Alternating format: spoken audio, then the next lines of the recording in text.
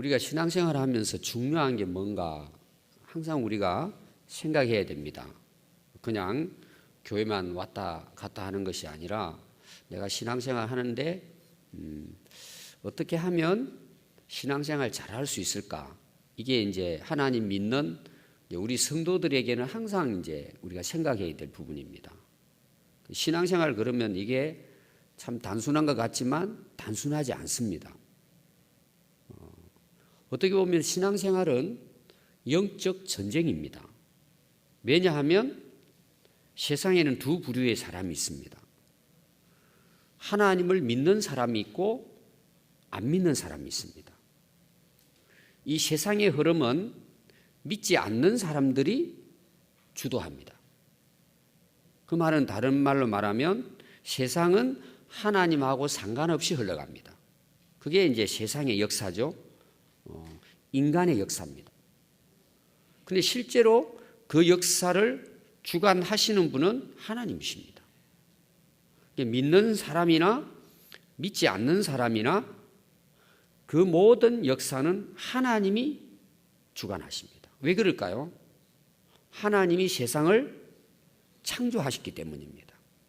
우리는 그걸 믿는 것입니다. 아멘. 하나님은 창조자이시고 지금도 이 우주의 모든 것들을 하나님이 다스리시고 주관하십니다. 뭘 다스릴까? 한 가지를 이야기하라면 우리의 생명을 다스립니다. 하나님은 그런 분이십니다. 우주 만물을 다스린다 그러면 이게 너무 범위가 넓잖아요.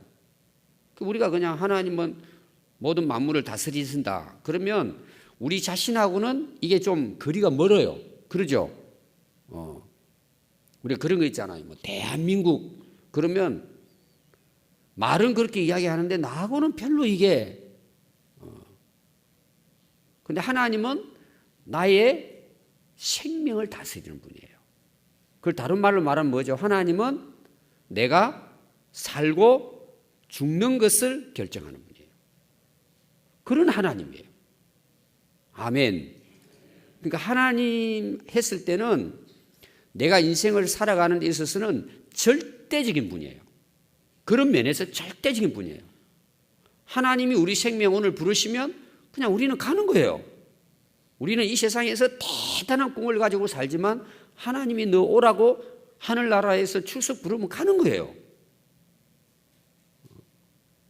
그러니까 우리의 생명은 하나님의 손에 달려 있는 거예요. 그럼 여러분 우리의 생명이 하나님의 손에 달려 있다면 내가 오늘 하루를 시작하잖아요. 새벽에 일어나서 저녁에 늦게까지 얼마나 우리가 열심히 삽니까? 또 학생들은 학교 가가지고 그 정말 하기 싫은 책과 싸우잖아요. 하루하루 살아가는 것이 결코 쉽지 않잖아요.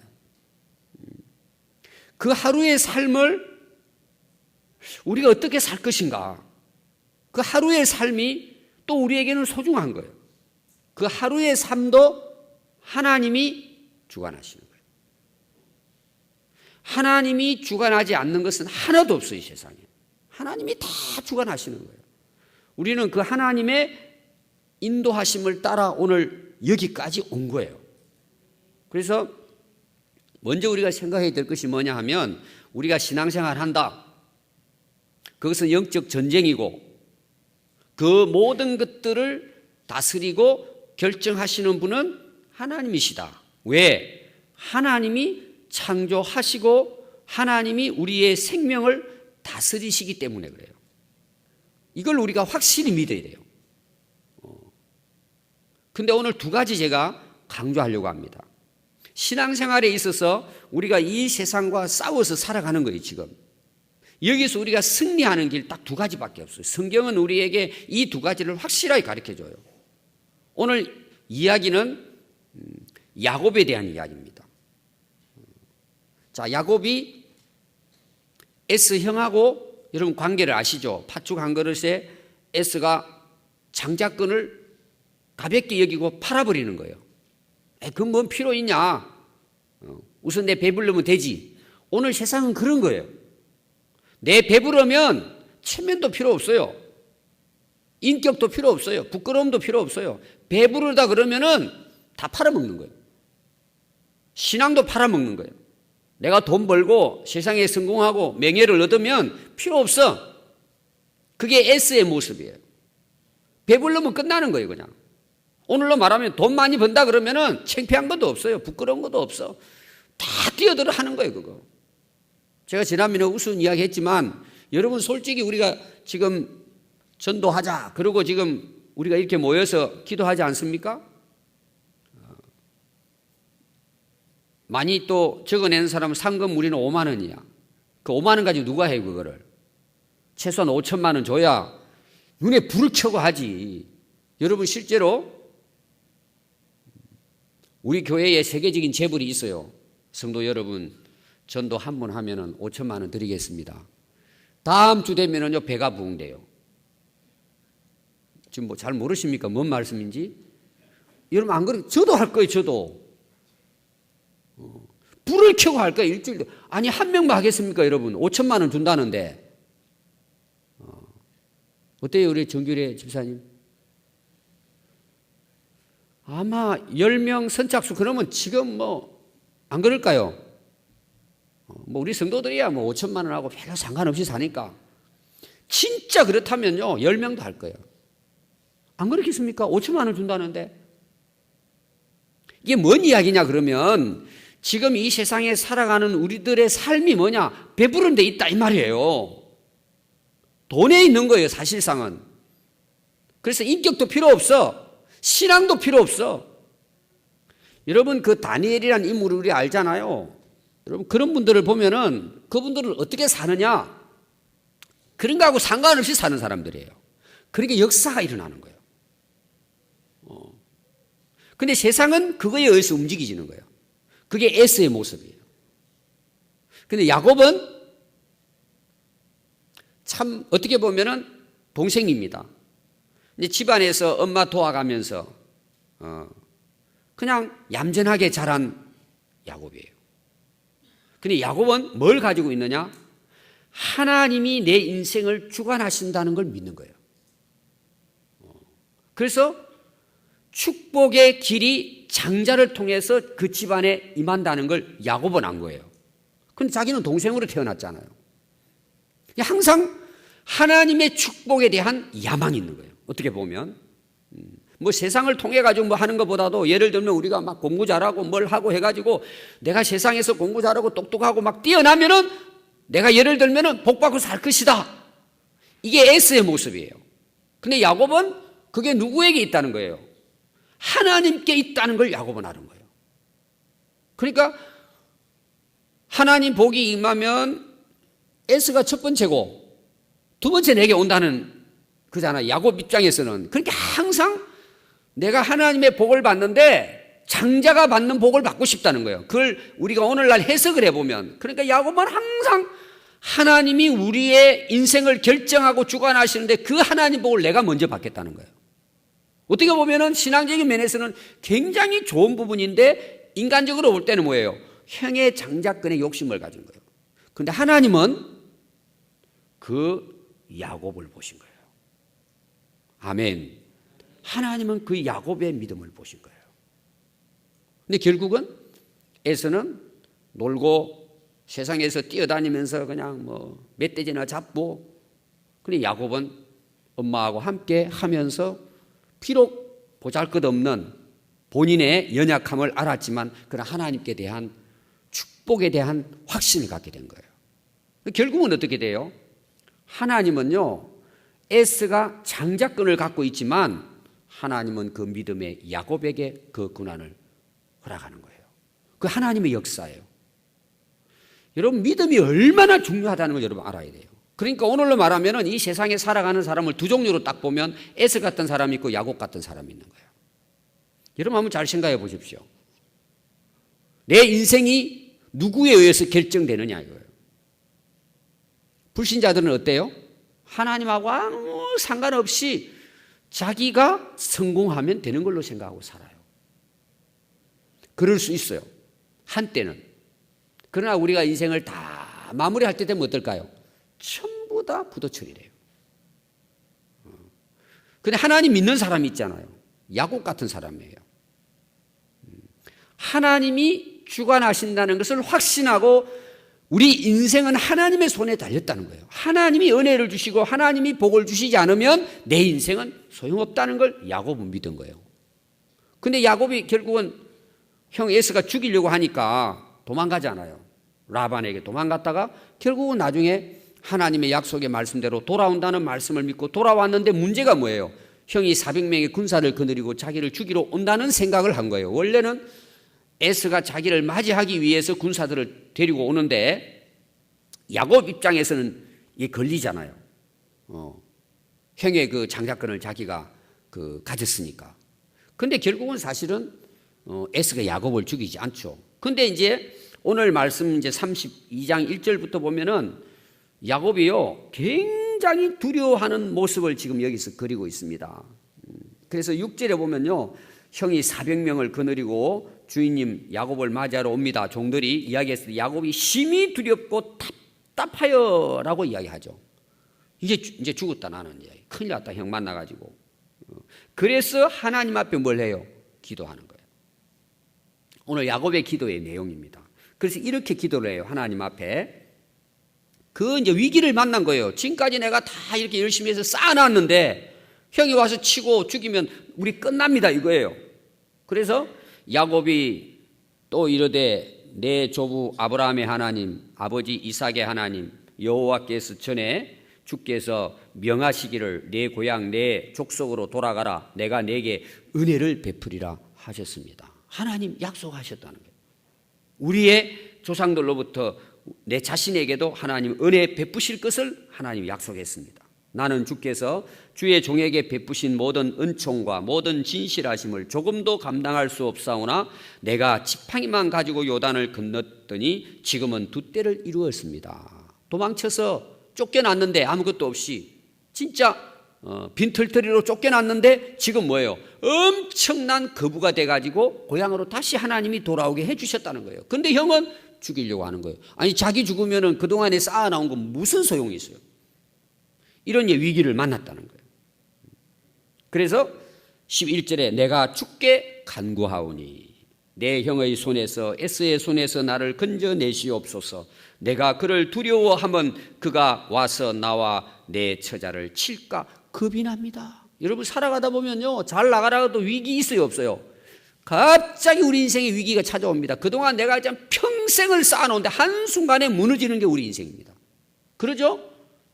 어느 누구도 책임질 수 없어요. 저는 많은 분들이 그런 고백을 했어요. 마지막 돌아가시면서 또 갑자기 암에 걸렸어. 그냥 시간을 다투면서 돌아가시는 분들의 이야기를 많이 들었어요. 여러분 그분들이 하는 말이 뭘까요? 인생 한순간이라.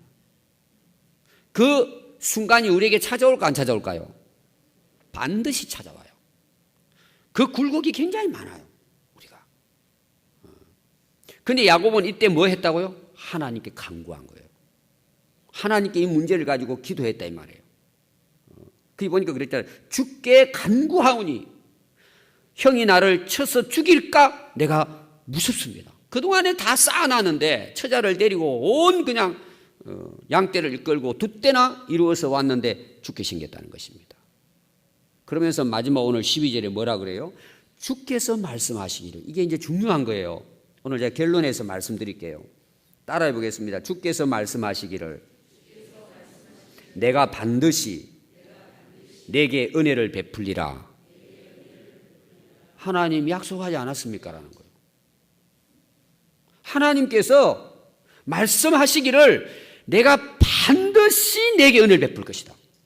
야곱이 이제 도망칠 때 그 사닥다리를 본단 말이에요. 하나님께서 약속을 합니다. 근데 그 약속을 아브라함 할아버지부터 아버지 이삭으로부터 자기에게도 하나님이 약속하셨다는 거예요.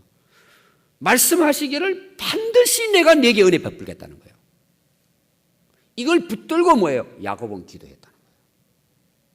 자, 우리 인생을 살아가는데 여러 가지 고비도 있고 힘든 일이 있고 또 평탄하게 살아가지만 우리가 신앙생활을 정말 아름답고 복되게 하는 길은 딱 두 가지예요. 뭘까요? 오늘 다 제가 여러분들에게 답을 알려드렸어요. 뭘 것 같아요? 한번 찾아봐요. 가장 중요한 두 가지. 이거 딱 붙들면 승리예요. 하나님이 우리 인생을 주관하시고 하나님이 우리에게 약속하신 그 약속이 실제로 내 삶의 열매를 맺는 거예요. 두 가지예요. 뭘 같아요? 성경을 한번 보십시오. 제가 힌트 드릴게요. 11절과 12절에 나와요. 두 가지. 지금 새벽이라 어떻게 좀 멍합니까? 자, 11절에는 뭘 것 같아요? 예? 11절에 좀 크게 하십시다. 자신 있게 틀려도. 간구잖아요. 간구. 간구가 뭐죠? 간절히 기도해요. 그럼 간절히가 뭐예요? 우리나라 사람들이 그렇게 이걸 해석했어요. 간이 소금에 절이도록. 그렇게 기도하라는 거예요. 예. 간이 소금에 절이도록. 그냥 간절히 기도했다는 거예요. 자, 두 번째는 뭘까요? 12절에. 크게 이야기하십시오. 뭘 같아요? 말씀이죠.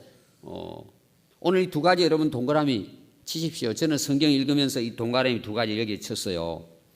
세 번째 쳤다면 뭐냐 하면 은혜예요. 저는 은혜, 간구, 뭐예요? 말씀.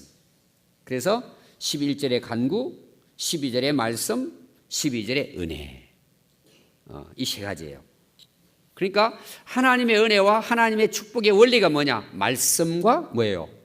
딱 두 개밖에 없어요. 이 두 개 잡으면 돼요. 여러분들이 너무 이렇게 그냥 복잡하게 생각하지 말고 이거 평생 가는 거예요. 이 두 가지 잘하면 반드시 뭐예요? 하나님의 은혜가 임하는 거예요. 이게 여러분 영적 원리예요. 우리 다 알아요. 근데 사람들이 다 알긴 아는데 이거를 꿰지를 못해요. 제가 항상 성경 공부할 때나 훈련할 때 항상 이야기하는 거예요. 내 손에 들어와야 돼요. 아멘. 내 손에 들어와야 돼요. 말씀 많죠? 성경에 말씀이 얼마나 많아요. 근데 내 손에 안 들어오는 거예요, 이게. 쉽게 말하면 내 게 아니에요, 이게. 자, 마지막 결론을 제가 맺겠습니다. 에베소서 6장을 한번 보겠습니다. 여러분, 오늘 들은 말씀은 여러분 진짜 중요한 말씀이에요. 오늘 오신 분들은요, 이 새벽에 5천만 원하고 비교 안 되는 여러분 은혜를 받는 거예요. 진짜 이거 여러분 깨달으면요, 인생 걱정할 거 없어요. 두려워할 거 없어요. 겁낼 것 없어요. 아멘 안 하십니까? 여러분 진짜 그걸 소중한 걸 이제 여러분들이 경험을 해봐야 돼. 진짜 이 말씀이 얼마나 대단한 그런가를 여러분들이, 제가 어제 설교를 했죠. 체득을 해야 돼요. 몸으로 경험해야 돼. 이걸 실제로 여러분들이 경험해야 돼요. 이 말씀의 기도에 대한 역사를 여러분들이 실제로 경험을 해야 돼요. 자, 에베소 6장은요 10절부터 여러분 잘 아는 말씀입니다. 하나님의 전신갑주에 대한 내용이에요. 이 말이 뭐예요? 세상과 싸워 승리하는 비법이에요. 영적 전쟁이에요. 신앙생활이에요. 신앙생활이 뭐냐라는 거예요. 사도 바울은 여러 가지 하나님의 전신갑주에 대한 말씀을 하십니다. 쭉. 근데 결론이 있어요. 결론이. 우리 야곱의 기도하고 똑같은 거예요. 결론이 딱 나와요. 오늘 여러분들이 이 말씀 진짜 깨닫고 여러분 인생 오늘도 하루 살고 2016년 살고 여러분 앞으로 남은 생에 살아보십시오. 은혜 충만이에요. 은혜 충만이에요. 여러분 입으로 항상 간증해요. 항상 간증해요. 너무 감사한 거예요. 되는 거예요. 정말 하나님께서. 왜? 이 세상을 주관하시고 내 생명을 다스리시고 내 인생을 결정하는 분은 하나님이시기 때문에 가능한 거예요. 아멘. 여러분 이걸 여러분들이 정말 오늘 새벽에 오신 분들은 확실하게 믿었으면 좋겠어요. 그럼 여러분 이게 안 되는 이유가 뭐예요? 세상과 영적 전쟁하기 때문이에요. 세상에 딱 나가면은요 답답합니다. 위기를 만납니다. 안 됩니다. 힘듭니다. 싸워야 돼요. 그런데 이 세상을 싸워 이기는 무기가 있다는, 무기가 딱 두 가지예요. 자, 한번 보겠습니다. 17번입니다. 한번 읽어보겠습니다. 시작. 구원의 투구와 성령의 검 곧 하나님의 말씀을 가지라. 자, 다 아는 내용이에요. 동그라미를 어디 치느냐? 가지라에 가지라.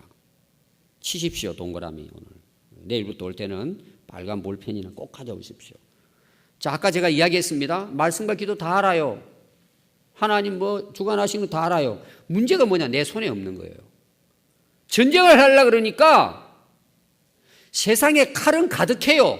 근데 내가 붙들고 싸울 칼이 없는 거예요. 안 잡히는 거예요, 이게. 이런 볼펜이 있죠? 볼펜을 손에 잡지 않고는 글을 한자도 쓸 수 없어요. 그냥 호주머니 넣어놓고 볼펜을 많이 갖고 있어요. 근데 그 볼펜이 내 손에 붙들리지 않으면 내 이름도 쓸 수 없어요. 하나님 말씀은 능력이에요. 생명이에요. 축복이에요. 근데 그게 내 손에 붙들리지 않으면 아무 소용없어요. 성경책 들고 다니는 거하고 아무 상관없어요. 오늘 사도 바울께서는 우리 영적 전쟁에 바로 공격 무기가 하나님 말씀인데 성령의 검인데 그게 내 손에 없는 거예요. 내 손에. 내가 붙들고 싸울 말씀이 없는 거예요.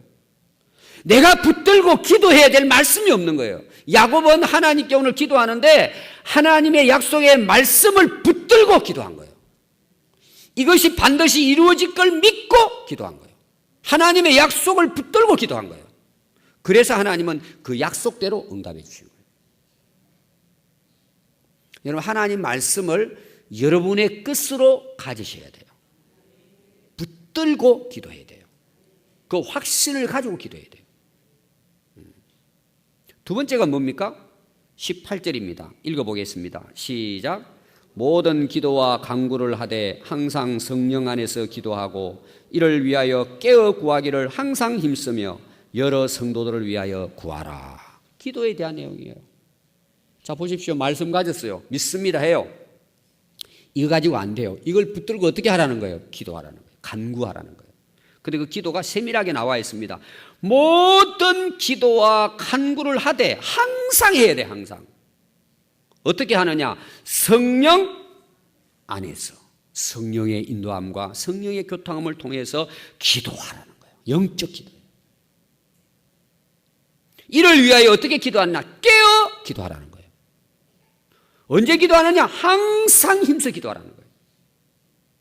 나만 위해 기도하느냐? 가족을 위해서, 성도를 위해서, 교회를 위해서, 나라와 민족을 위해서 중보 기도하라는 거예요. 결론입니다. 따라하겠습니다. 말씀과 기도로 하나님의 약속을 받는, 하나님의 은혜를 받는, 하나님의 승리를 이루는 그런 삶을 살아갈 수 있기를 바랍니다. 아멘. 기도하겠습니다.